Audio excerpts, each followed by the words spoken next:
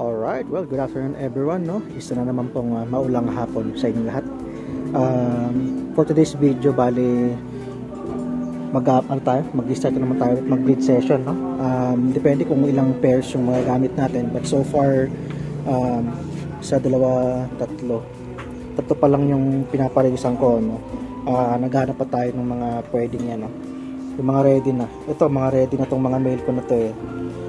Titingnan ko lang dito yung mga ready na din yung female. Ito I think ready na rin to kasi sobrang dami na ng ano niya, eggs niya. Ito not sure kung gagamitin ko to. Ito pwede na rin to eh, ready na rin yan. So tingnan natin kung ano. Alright, katapos lang din natin mag change water ng lahat ng ating mga betas, no? Lahat ng mga lagayan nila. Yan, mga bagong change water. Dito yung mga collection ko ng ano, Galaxy and Yellow FCCP din. Alright, so I think dalawang giant mo gamitin natin. Itong isang giant na to, yan, 6 cm body. Ito rin,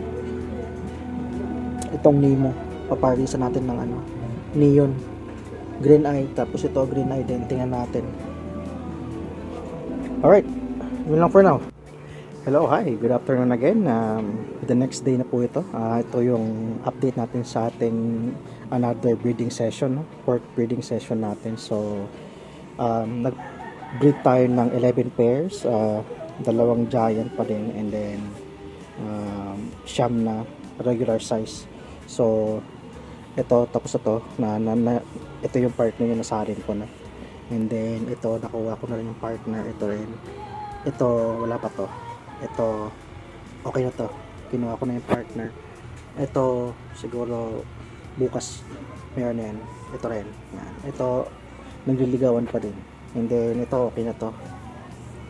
Ito ganoon pa din, nagliligawan pa din. So ayun lang, bali ilan lang natitira. Isa, dalawa, tatlo, apat, lima na lang ang natitira. Anim pa pala. Ito, dito pala yung crown tail natin tsaka multi, no? So by tomorrow okay na rin yata yan. Okay, so yun lang muna, I gotta go.